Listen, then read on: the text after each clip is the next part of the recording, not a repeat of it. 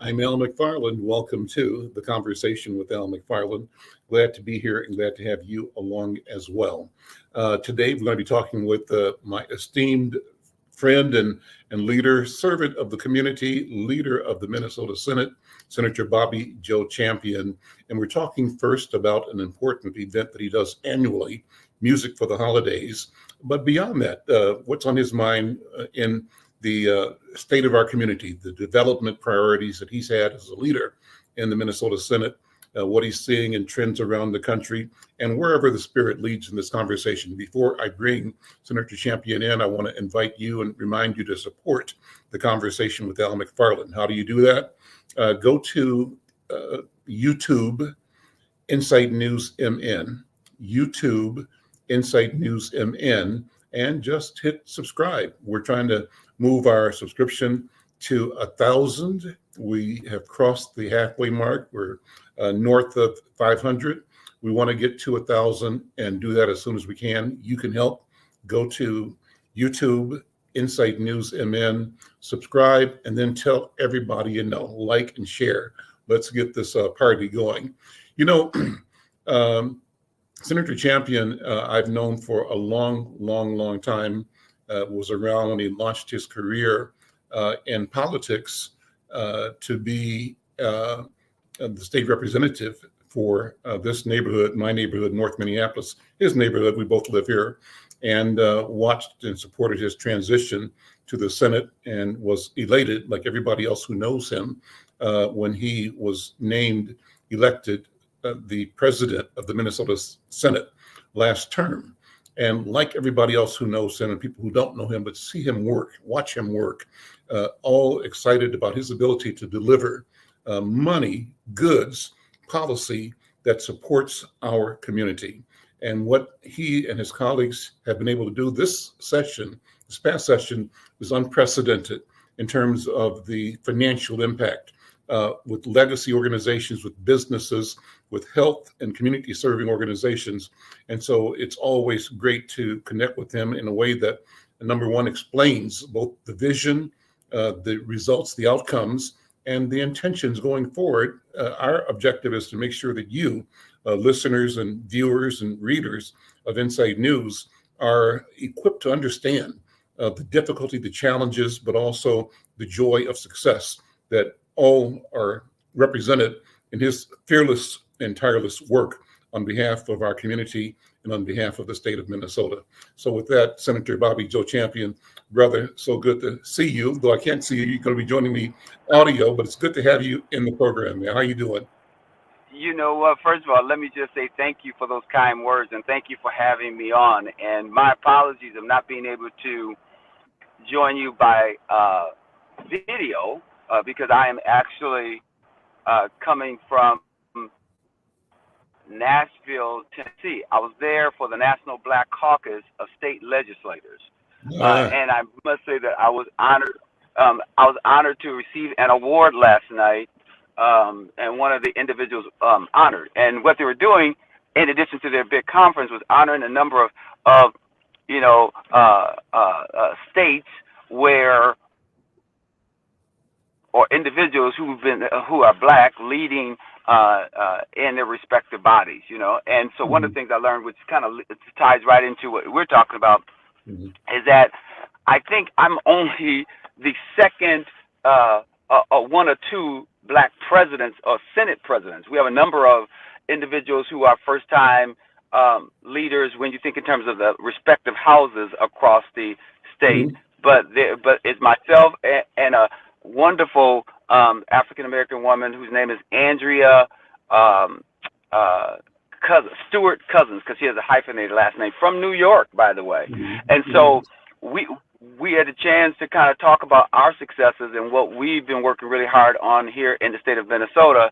And believe it or not, you know, a number of people have been looking at us and saying, you know, you all did some extraordinary work this year, whether it's from the PRO Act to, you know, catalytic converters to tax reform to Juneteenth as a state holiday to the Crown Act, and then making historic investments, as you started talking about, in communities that have been traditionally disinvested in, right? You know, and so so whether that's money for small businesses and educational opportunities, whether it's for money for folks with disabilities, whether it's you name it, and also think about our future. So whether we're talking about bio-industrial manufacturing or semiconductors, better known as chips, because we have to make sure that we continue to make America strategically positioned globally. So we've done some extraordinary things, and what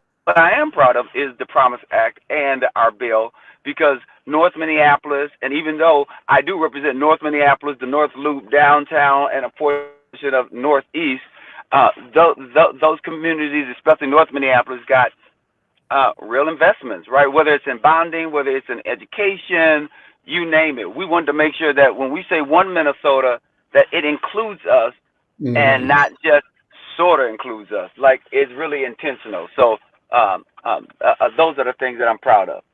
Well, I'm going to come back and walk you through those items you've mentioned, asking you to unpack some of them. And I almost saw you there for a second. You're working your camera. I know that you're in your car, but if you get the camera to work, come on in with it. But, you know, I wanted to start off, though, by sharing with our viewers and listeners, and I'll be writing this for Monday's edition of Insight News, about your important Music for the Holidays event. And Cooper, pull up that graphic on that so we can tell people what's going on here. So you're doing Music for the Holidays. It's going to be Thursday, December 21st at Orchestra Hall. And it's a sort of a magical, massive event because it includes a dinner from 5 to 7:30, or 5:30 to 7:30 p.m., and then a show from 7:30 to 9 p.m. That's a big undertaking. It's going to be down at Orchestra Hall, premier venue, performing Darnell Davis and the Remnant, None Above, Sarah Renner, Tanya Hughes Kendrick, Nachito Herrera, and Daniel Felton. Wow.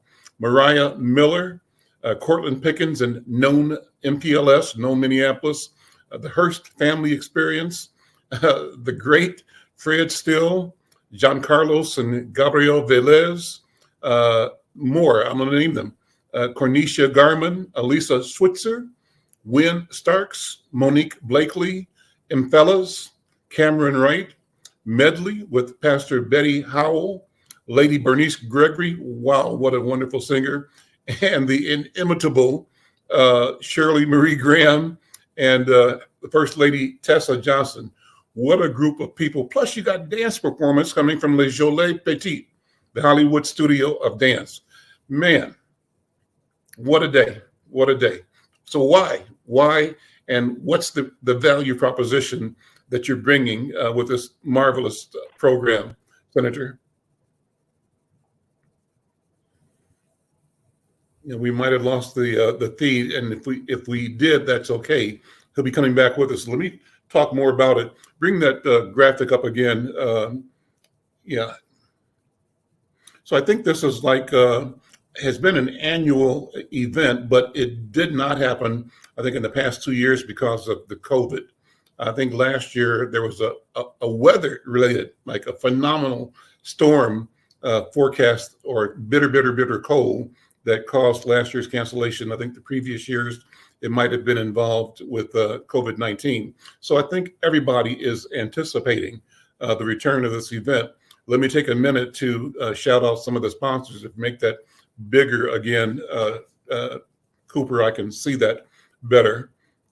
You've got companies like 3M, US Bank, Thrivent.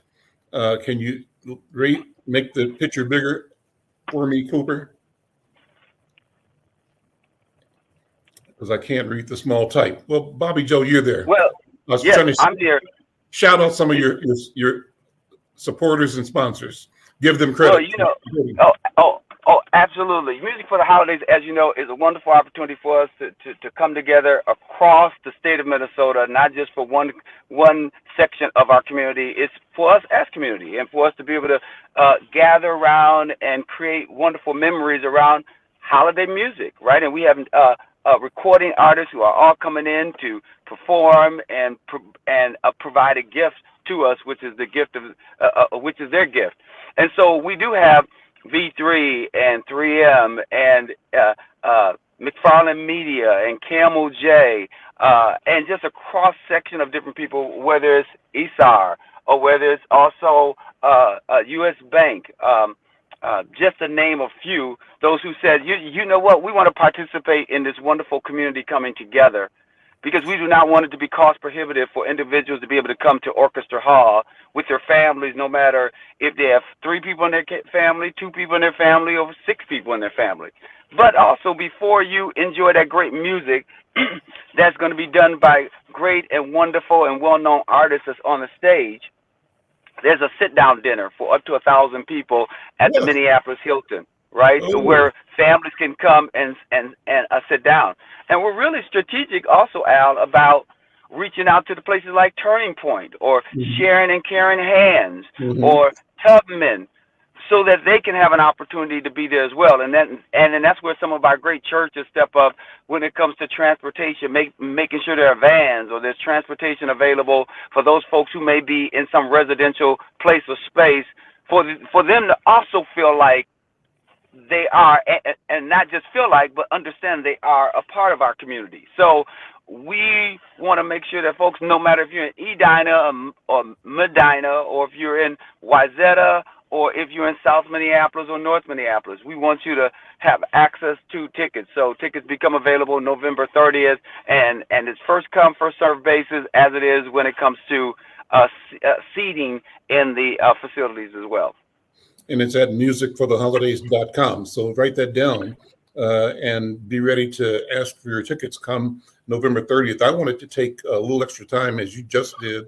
I think it's so important to give credit to the corporate donors and sponsors that support you in this work of creating a holiday experience that is valuable for our community. And so kudos to 3M Company. You mentioned V3 Sports. That's a story in itself. At some point in time, let's talk about what's coming online, being brought to our community by V3 Sports. Obviously, U.S. Bank, always there, always present. Then we have the Minneapolis Foundation, and I can't read the one, Nissan or Milan? Metallics? Masabi. Yeah, Masabi Metallics. And then you also have on there, DoorDash, right? And Fredrickson and Byron, for an example. And Camel J is also a media partner. Thrivent. We can't forget Ken Charles and others. But many hands makes the load light. So everyone is giving a little something in order to make sure that we can have this experience. So I don't know if you can see the other. I see them better now. I want to shout them out. DoorDash, kudos to Excel Energy, to Progress Residential. I think that's what it says. Tony Santa Foundation. Santa Foundation, great organization serving families over here in St. Paul. Fair Vote Minnesota, kudos to them. The Sherman and Associates builders in our community. The Stair Step Foundation, obviously one of the backbone organizations in our community. The great work over at Summit Academy. You mentioned KMOJ and Insight News. And then, of course, the wonderful host venue at the Minnesota Orchestra. And you mentioned the Hilton across the street. Absolutely. That's a big undertaking, Talk about some of the artists. Go ahead. Well, some of the artists, yes, it's a big undertaking, but you know what? It's a labor of love, right? And it's not just me, but it's all of us coming together, right, in order to make this work. So some of the artists you have, Known Minneapolis, which is Cortland Pickens and Known, which is a youth choir that's been doing amazing work, bringing young people together, keeping them out of trouble, encouraging them. Those who are going off to college, they have a number of college folks who are coming back and for the holidays, so they're going to join us. We have Win Starks. He's from North Minneapolis, but you saw him on America's Got Talent, right? And he talked about his twin, who unfortunately passed, but he dedicated his performance, and where he was in he was the top contender there. You have Fred Steele from the well-known Steele family, Yep. who's going to be with us. You also have Sarah Renner, who's from North Minneapolis and who's a great recording artist who travels around, along with Tanya Hughes and her son Cameron Wright, who is from North Minneapolis but lives in California, who's coming back in order to make sure that he can be a part of it. You also have Hollywood Studio Dance, which is in North Minneapolis, or Les Gillette Petite, which is in North Minneapolis. Those are dance groups. They're also going to make a valuable contribution, along with Darnell Davis and the Remnant. And you know what? Nachito Herrera. Amazing. The great My Nachito Herrera. Cuban brother. Yeah. Our Cuban brother, who is phenomenal, who just came back from Cuba. He just did something with the orchestra in Cuba. He's joining us along with Daniel Felton and Darnell Davis and the Remnant. Also, the Hearst Family Experience. You hear them individually, but when you hear them together, it is. Listen, it is musical, right? It is heavenly. So those are just Mariah Miller, right? From St. Paul. She is from the lineage of the Reverend Earl Miller and Reverend Melvin Miller in St. Paul from Progressive. Those are just some of the people who are coming together, and we're all doing holiday music and your holiday favorites. You will not be disappointed. Shirley Graham, amazing. Oh, let me tell you, we have a lineup. We call it the old school medley, and not because of anything else. It's bringing the first ladies together. It's Shirley Marie Graham, along with Bernice Gregory, along with First Lady Tisa Johnson, and guess who else? First Lady and Pastor Betty Howell from Shiloh Temple. Those are just some of the people. Yeah, amazing. That hasn't been done that I know of like this before. No, we've done it this way, and we've been doing it this way for a little bit, and we always have a little twist. Like you're going to also see something else musical, because we're going to have some strings a part of it as well, right? So you're going to get a chance to see, and I can't tell you what songs they're singing. And I did forget to mention Alyssa Switzer, who's from Redeemer Church, which is in South Minneapolis, North Minneapolis on Glenwood, but she's trained from Berkeley School of Music. Okay. You're going to get a chance to hear her along with Monique Blakely. Great people that have come together, and you're going to love it. And it sounds like a long list, Al, but it's so choreographed that it's going to be done in 1 hour and 30 minutes. Yeah, that's amazing. Well, I've seen you do shows before, and nobody does it better than you. You organize and you deliver, and things happen when they're supposed to happen, the way they're supposed to happen, and they always exceed expectations. So that's what I'm expecting is going to happen. That's the magic of it, though. That's the magic of the season, but it's also the magic of the creative genius from which you are bringing this celebration, this time of being together for our people. I love, Senator Champion, that you have continued to say so-and-so from North Minneapolis, so-and-so from North Minneapolis, so-and-so from North Minneapolis. And what you're doing is exposing the true narrative, the appropriate narrative of who we are and of what we produce. What we're producing is world class. And we've been doing that all the time. But even despite the fact that this community is producing such great people like Bobby Joe Champion, like Attorney General Keith Ellison, the narrative in the media from outside is a narrative that is driven by and that reinforces fear and lack. And not that fear and lack don't exist, but that's not the predominant theme of the life in our people. And the life in our people really reflects a resilience and a hopefulness and a confidence that change is coming, and that we are optimistic as a people, and we know we're going to win. And what you're doing now as a leader in the Senate is reflecting the trend, the arc, the movement towards leadership by service and by truth. That's what I think. What do you think? And it's also, I also remind people that, we bring whoever we are to any space that we go to, right? And before I was in the Senate, before I was in politics, by the way, I'm one of the main people who said I would never, ever run for office, right? So I'm often reminded of that by Attorney General Keith Ellison, who was the Yeah. first one to say to me, like, hey, you should be running for office, when we were trying to get him elected to be state representative. But we bring whoever we are to the place or space where we are. And I started Excelsior, a co-founder of Excelsior, along with an older guy by the name of Carlton Wright at the time, when I was 13, right? And so music has always been a part of who I am. And Excelsior is a Grammy-nominated Stellar Award-winning choir with 7, 8 albums in the marketplace. And so I've always had a love and understood the importance of music, and growing up in North Minneapolis. So I want to give a shout-out to North Minneapolis, because guess what?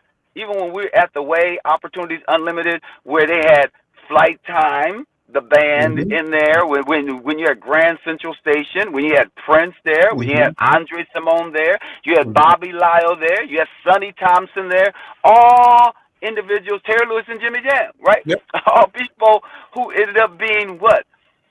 Pillars in the music industry, and Minnesota making important dent in music as we know it. And that still continues today, whether you're talking about Lizzo, whether you're talking about Next, whether you're talking about Stokely and Mint Condition, whether you're talking about Darnell Davis and The Remnant, you name it, whether it's gospel, jazz, we are there, right? And so this is a consistent with our history. And here's the other thing that's consistent.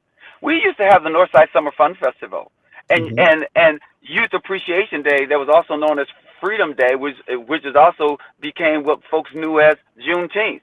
And we had music all the time and bringing community together, no matter where you were. So Spike Moss always had that as a pillar. So no matter where you live, you could come and we would embrace you, because that is what community is all about. So I'm just continuing in my own little way what has always been deeply embedded in me. And I just happen now to be in office, but this is what I went to school for too.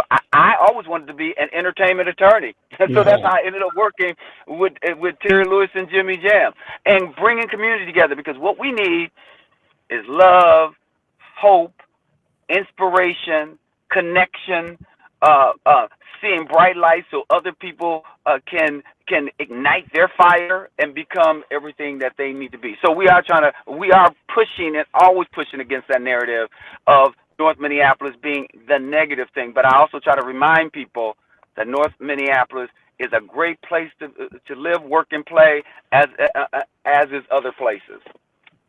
Well, you mentioned the Way and the legacy, the history of the Way.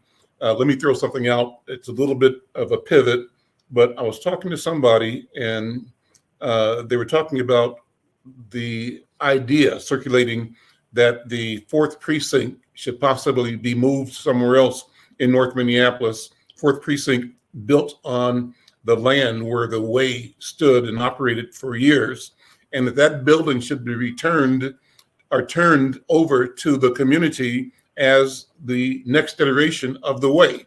Are you hearing that? Is there any thought about that circulating in ways or places that could possibly take traction or get traction? What do you think? I haven't heard about the 4th Precinct being turned over, and you're right. The Way Opportunities Unlimited is actually the new Way Opportunities Unlimited, but we just called it the Way. It was at that particular place of space before it moved to where the City Inc. Is, where it's now Olu's home, right? I think what I'm hearing more is we need to bring back that sort of spirit of engagement and involvement from our community jewels that made the Way possible, right? And everything it was connected to possible. I remember at the Way, they had a Black History fashion show where we had to learn about grooming and wearing the right thing for each appropriate occasions. That made certain that we understood that first impression is lasting impression. Where can we go find that now, where young people now, it seems, don't necessarily take some of those clues, right? You can go to a funeral and some people wearing jeans and a T-shirt, where before we never go to a funeral with jeans and a T-shirt. There are times when we will wear jeans and a T-shirt, and this is no criticism of us, but it's a criticism of are we making sure that we're handing down those important things like African American history. Before there was ethnic studies and everyone else saying those things, we were getting that at the way. So I'm hearing a lot of, what about us making sure that there is an environment created with the likes and the drive of the way, and the likes and drive of people who I met at the way. You know, I met Mahmoud El-Kati at the way. Yep, yep. And I met Mahmoud El-Kati at the way, and that is what motivated me to go to McAllister College when I couldn't go to Morehouse, which is where I wanted to go, because my parents reminded me that I didn't have enough money to cross the street. So how was I going to go to Atlanta? Yeah. Right. And so I had to go to the next best thing. Right. And so I knew Mahmoud was over at McAllister, and that motivated me to go to McAllister because that was a familiar place and with a trusted adult that I have great respect for even to this very day. So all those things that the way was about, you know, the spirit of community and making sure we had a place or space and we were proud to be who we are. I'm hearing more that we need something like that, whether that's at the site where the 4th Precinct is now or some other place. Okay, well, you know, I heard that from an interview I was doing with, I think, 2nd or 3rd Ward alderman from North Minneapolis, who said he thought it was a good idea. Not a bad idea. I hope it just keeps percolating until we decide, you know, come up with a way and a strategy to, as you say, recapture, reignite, and reassemble that spirit of community that epitomized the work and the production of the way, and how it served as a light to guide youth and creativity and to involve elders and legacy in a way that was seamless, organic, and natural and positive for our people. So yeah, I hope. And let me say this. Go ahead.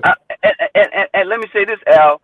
I think you're absolutely right. And I don't want to forget, even as I'm talking about great artists and other musicians that have come through our communities, I don't want to forget ipso facto. There we go. Here we go. Yeah. I don't want to forget Wayne McFarlane, and where we would understand the importance of our roots there, right? You know, or others. You know, again, if I didn't name someone, it is not because I don't respect it. Sometimes there's just so many names, and there's so much that we sometimes will forget them in the moment, but they're not forgotten when we think in terms of our heart and history. That's right. Well, thank you for mentioning Wayne and the pioneering work he did in reggae music. He called it Jamaican American, you know, and he was part of a group of African, Caribbean, and Afro-Latino musicians that also made an impact in this market. This has been a fertile ground, and I think it's important that we're having this conversation, Bobby Joe Champion, because we have to spend time celebrating our victories. And every artist you mentioned, in and of himself, herself, is a victory, because that artist is the container, the vessel of the gift of creativity and the gift of legacy that moves us forward generation after generation after generation. And because they exist, right, we have an assurance that victory is both imminent and I think inevitable. We have to just keep showing up and keep doing what we do, being our authentic selves. Well, the world is run by people who show up, right? You know, and the one thing that we have always been taught historically is to show up. That's right. And when we show up, listen, and also make certain if you have something to say, because something is being missed from the conversation, that you have the courage and the insight to raise the issue, right? And so, to me, that is so much a part of it too. And I was reading a quote by Angela Davis, and I may screw it up, but in her quote she says, "I want to have not only the courage, no, I don't want to just accept the things I cannot change.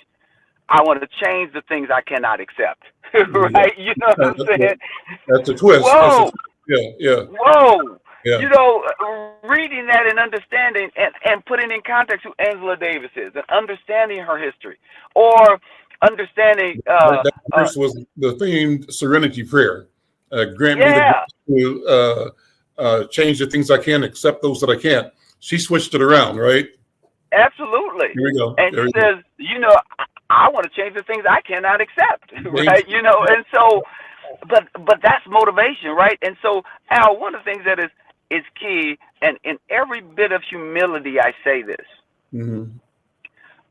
Being president of the Senate wasn't an egomaniacal idea on my part. Mm-hmm. I only do things when I feel called to do it because it is the perfect evolution for us as a people and for young people. Mm-hmm. What I understood is that I had the skills and qualifications and that Mm-hmm. I had the insight and the abilities. But I also felt it was important so that when people look at the Senate or they look at the proceedings, that they would also see someone who looked like other people that they sometimes deny opportunities to. Mm-hmm. And I'm just an example that anything's possible. So when we say to our young people, oh, dream, many things are possible, I don't want to just say that. I want them to have to ask me the question, have we ever had a black president before? No. Mm-hmm. Right? You know what I'm saying? And it's the most photographed time because that's where the center of attention is, because you have to manage the floor. And I've always wanted to make them proud, but I also wanted them to see their possibility. And I wanted the majority community to see the possibility of what we can be if we're given the opportunities as well. If there's and if they work alongside of us, all of our boats can rise. Mm-hmm. We can all do better when we all do better. I can tell you it was such a pleasure for me as the editor of Insight News to feature you on the cover with the title on the front page, President Bobby Joe Champion. So I'm on lift this up because it deserves to be lifted up. And we need to have that language in our minds, in our eyes, in our ears. And so we normalize the idea of Bobby Joe Champion, president. And if Bobby Joe, who I see around the corner, up the street, at the grocery store, at the restaurant, at the gas station, this is a guy that I know, a 12-year-old might say, or a 13-year-old girl might say. I see him all the time, and he's just like me. And he is now the president of the Minnesota Senate. That means I can be the president as well. And that's the beauty of it, man. Man, that's the beauty of it to me, right, is for us to create the momentum for young people and others to say it's possible, right? That's right. And it reminds me of this saying where it says, why would I shoot for the stars when I can see footprints on the moon? Right? You know, you got to be able to see the footprints on the moon in order to say, wait a minute, I don't have to just shoot for the stars. I want to shoot for the moon. Yep, do that. Yes, sir. And if I fall short, I will still fall amongst the stars. There we go. There we go. So, you know what I'm saying? It's about us. And so I recognize that I'm here to serve, that I'm not here for anything other than to do my very best and make my contribution, because there are other shoulders that I'm standing on. That when I think about, you know, my parents who migrated from the South, where they lived in, where my mom is from Hooks, Texas, and my dad's from Hope, Arkansas. It reminds me of every year we would travel south for homecoming, and where we had to, you know, see what our Aunt Honey was doing and all the others, and just understanding the importance of education even for them and how they were not given an opportunity to get it. Mm-hmm. You see what I'm saying? And how I'm that hope, and we're that hope, and we're that possibility, and we're a byproduct of their work and their sacrifice.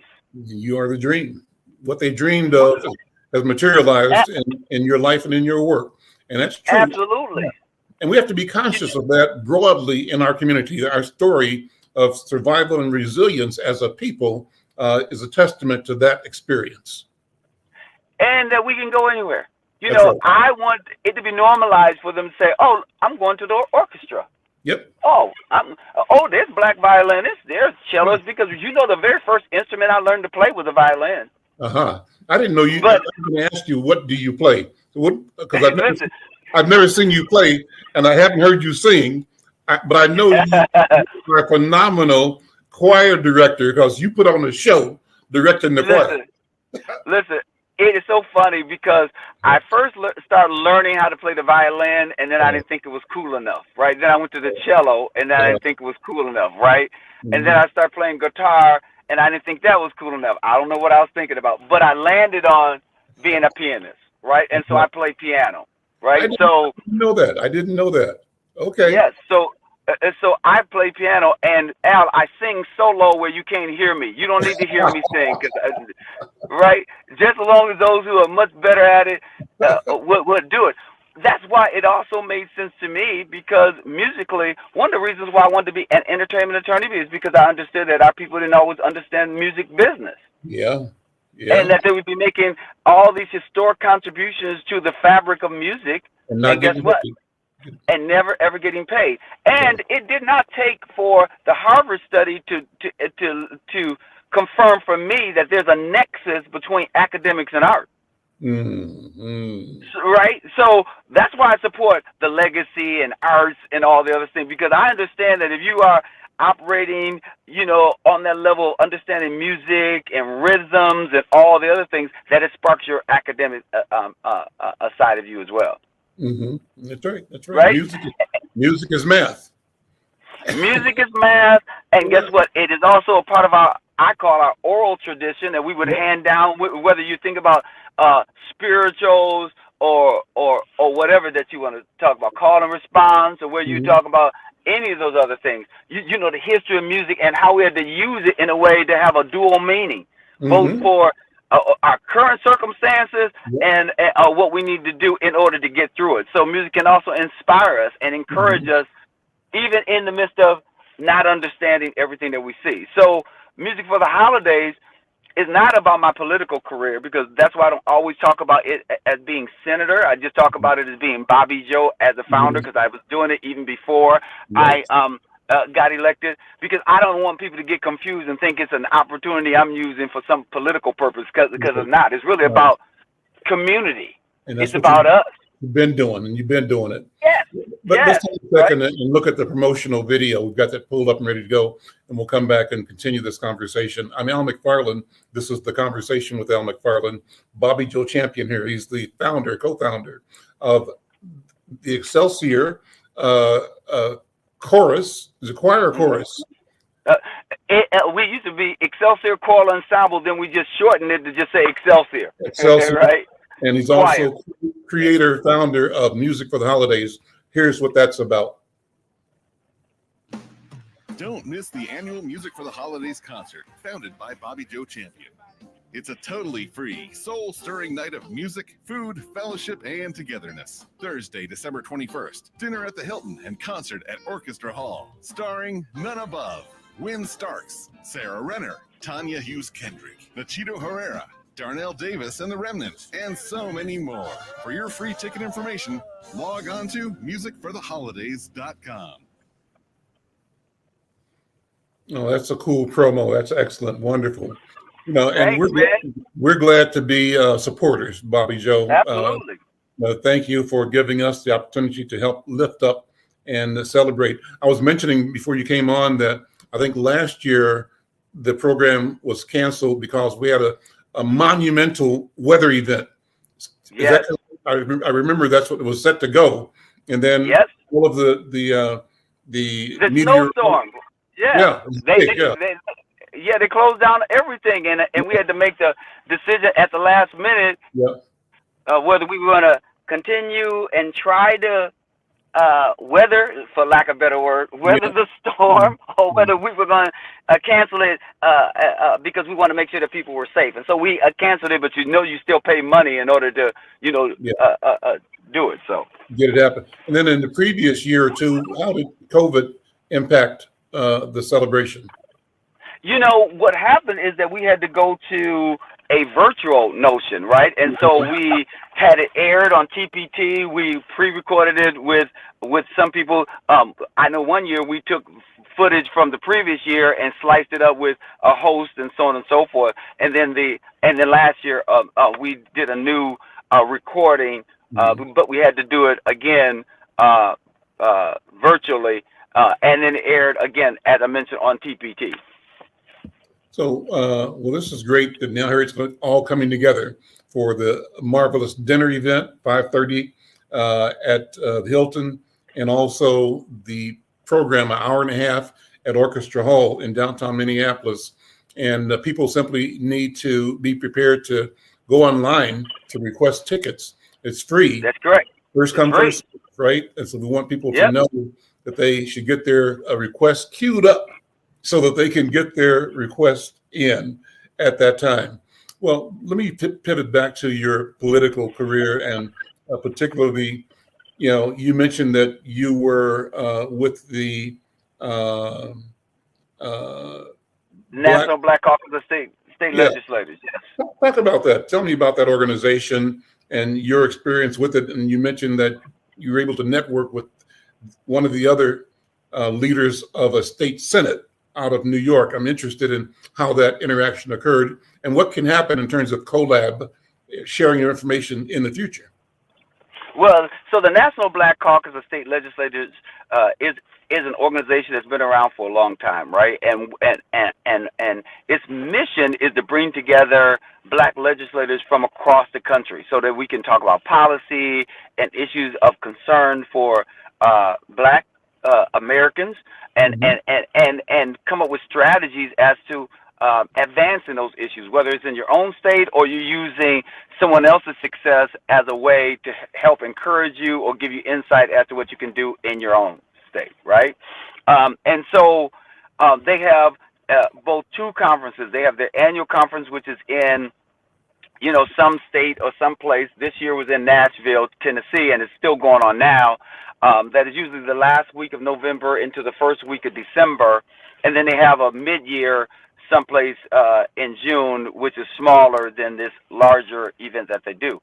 Mm-hmm. Well, the great thing about it is that you get a chance to interact with people from across the country, right? Mm-hmm. And they can tell you about what they're doing, whether it's around housing or health-related issues or artificial intelligence, whatever it is, right? And you wrestle with these policy issues. And they also do some work with what they call you would see it written as noble women, but they pronounce it Nobel women, mm-hmm. right? And so that's also black women from all across the country as well, right? And so it's how do you elevate and lift up black women as well and those who are in elected positions, but also how do you help make sure that we're supporting the Black Congressional Caucus, because we sometimes have some of them that comes in, but mm-hmm. you also interact with corporate leaders as well.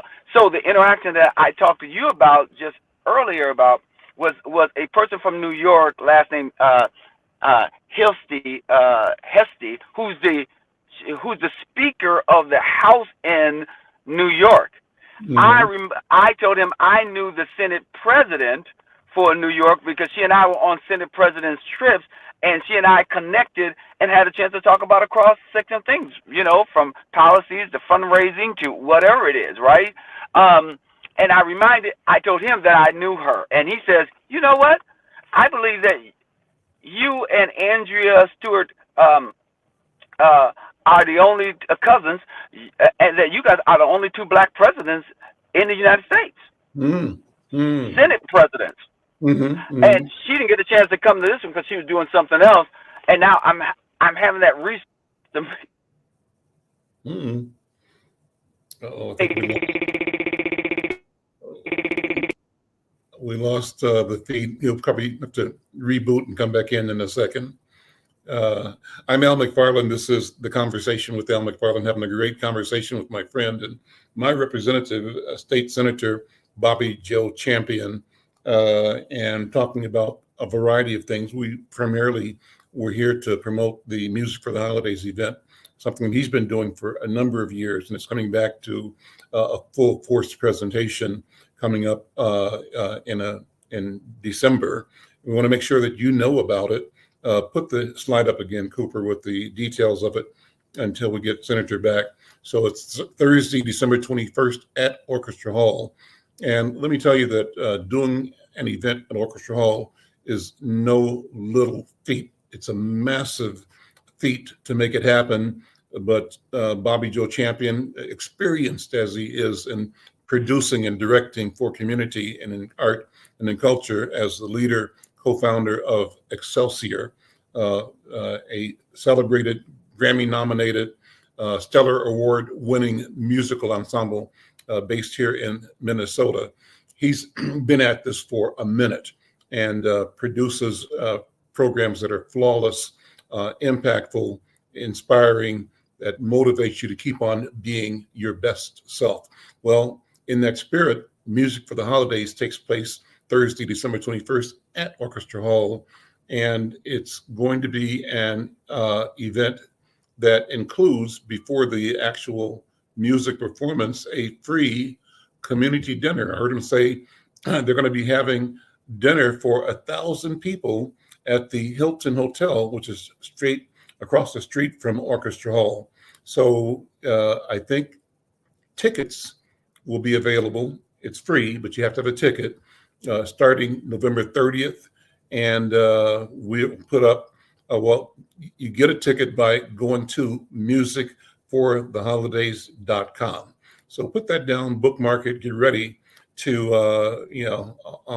on the 29th at 11 o'clock, 11:30, when 12 rolls around, November 30th, then you should put your order in to make sure that you are able to be one of the 1,000 who are able to have the community dinner at the Hilton and also go to the performance at the Orchestra Hall on that night.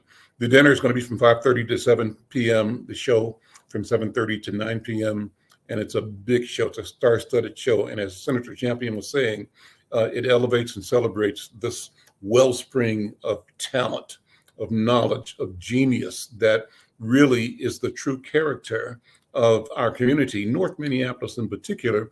But I think North Minneapolis people, we all see ourselves as part of a larger complex of connectedness in the Twin Cities. And so the things that we enjoy and are proud of here, we know exist in South Minneapolis and exist over in the Summit University, Rondell neighborhood in St. Paul. We know these things are also existing in Brooklyn Center and Brooklyn Park and St. Louis Park. All of the surrounding communities all have a sense of ownership of this creativity that this program is going to reflect.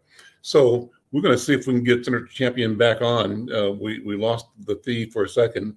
He was joining us from his car, just got in, and he was at the airport coming in from a National Association of Black State Legislators that he attended in Nashville, Tennessee.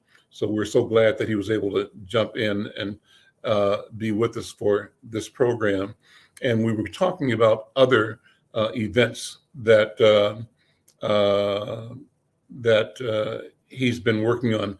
We'll come back in a second. We've got in a minute a sponsor credit we want to run as soon as our production team has it. We'll do that and then come back, and hopefully Senator Champion will be back on board as well. We'll see what happens. So Cooper, if you want to do the promo, we can take our break and we'll come back in a minute. I'm Al McFarlane. This is The Conversation with Al McFarlane. We'll be right back. Are you or someone you know recovering financially from the COVID-19 pandemic, the lockdown, or any other reason? If so, help is available. FindHelp.org is a site to find a wide range of resources, including food, medical care, and more. The best part is based on your zip code. Visit FindHelp.org, enter your zip code and the service you need. You'll get a map directing you to the organizations that can help you. Help is waiting at FindHelp.org. If you need help starting anew, FindHelp.org is the site for you. I'm Al McFarlane. Welcome back to The Conversation with Al McFarlane, talking with Minnesota State Senator, actually President of the Minnesota State Senate, Bobby Joe Champion, a Northsider, and he's actually mobile, connecting with us from his car. Just got back in town from an event in Nashville, Tennessee, where he received an award for his service and leadership as a president, as a leader in Minnesota. And Bobby Joe, if you're there, if we can bring you back in, we'll try to get you. Yes, I'm here. Yeah, I'm here. Yes. We have the audio. If you bring the video, great. But if not, the audio works as well. Let me try this. There again. we go. Okay. There we go. Gotcha. So I was going to say, let's talk about the wins that you stewarded in the last legislative system. You guys did transformational investments in our community. What does that mean? And I know you're not trying to take, you shy away from taking credit. I'm saying that as a reporter, journalist, I want you to throw down what God delivered. Don't let people think that you have to be eating humble pie, because you worked hard and you delivered, right? And so I want you to be able to say, here's what I did.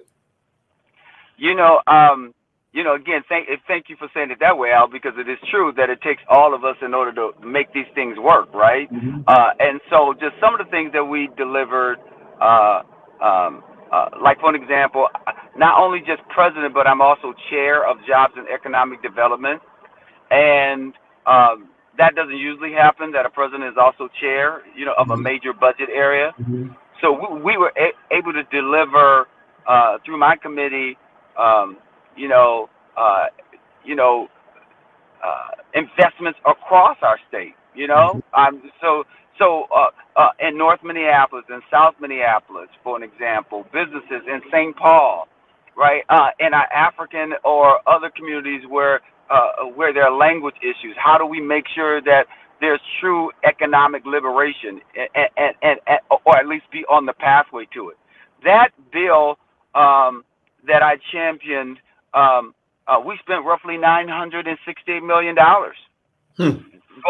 both here and just around across our state. And one of the things I try to remind people of, people think about North Minneapolis, South Minneapolis, and St. Paul as the urban corridors.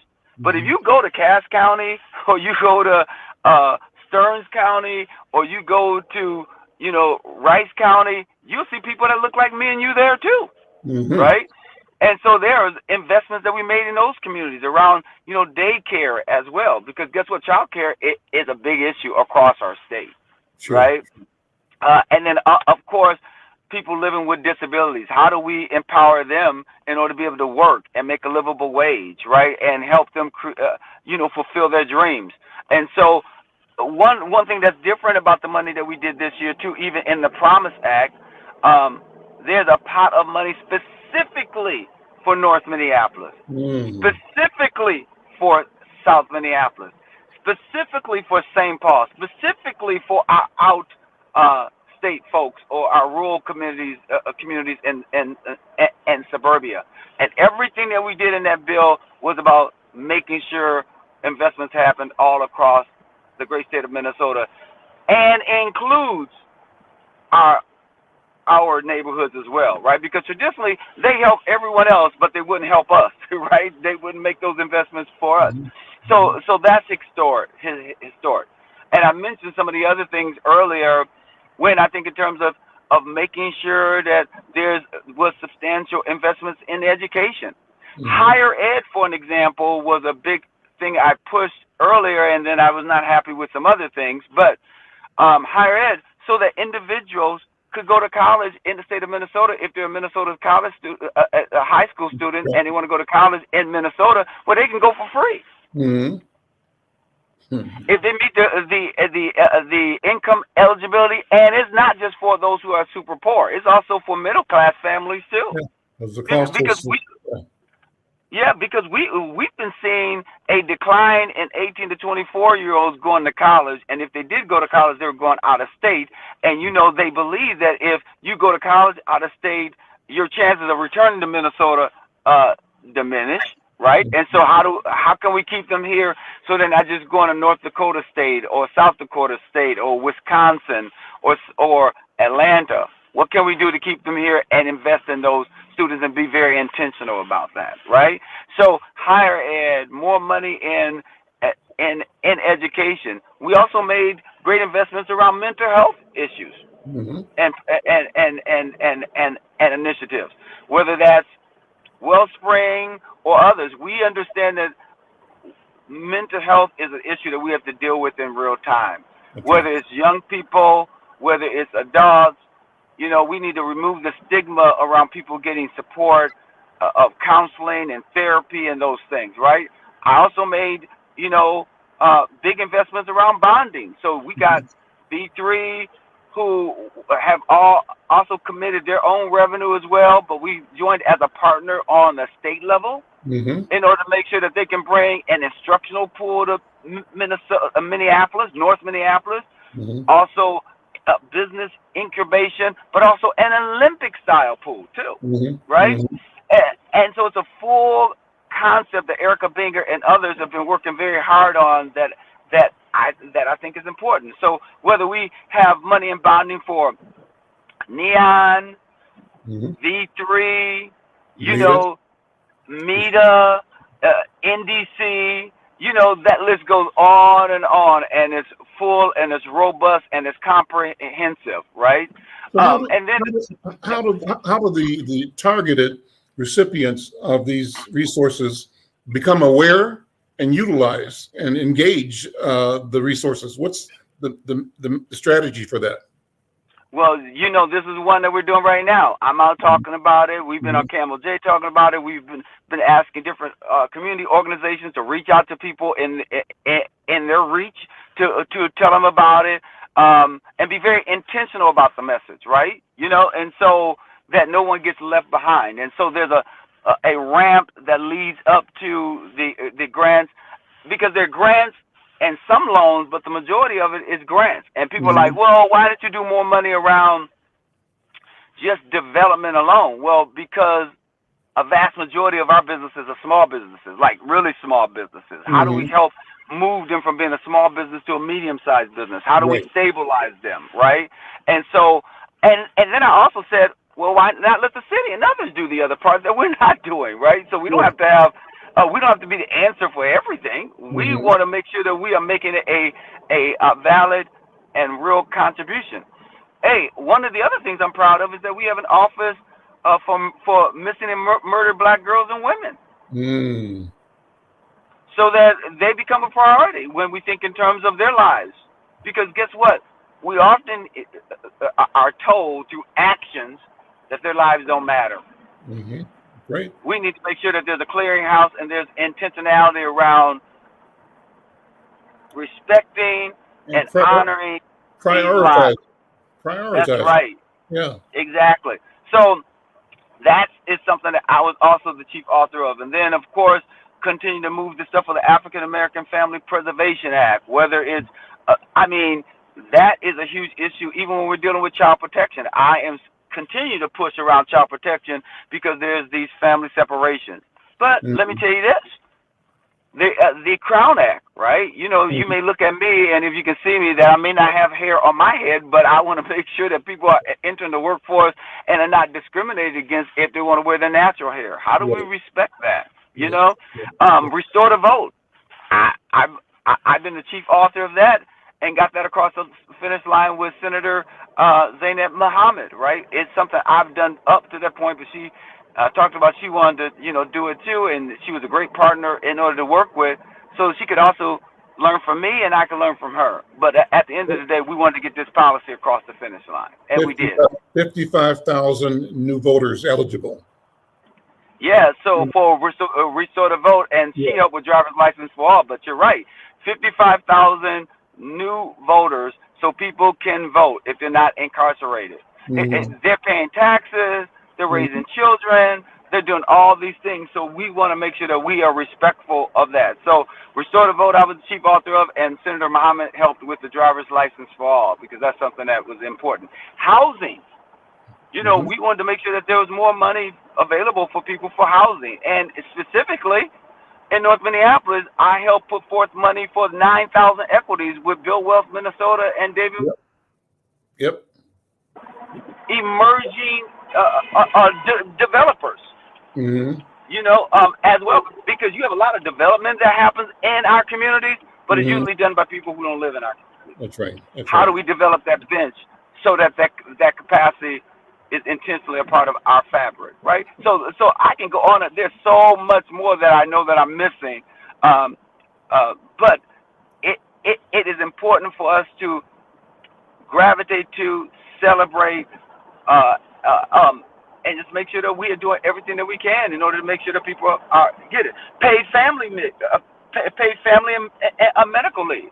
Lead lines. I mean, there's a lot of money that we deliver there in order to make sure that we get lead out of these pipes, because guess what? It hurts our youngest constituents more than anyone else, right? We're It we're helps out us all.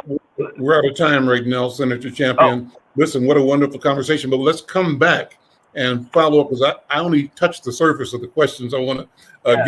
get with you. We'll come back, okay?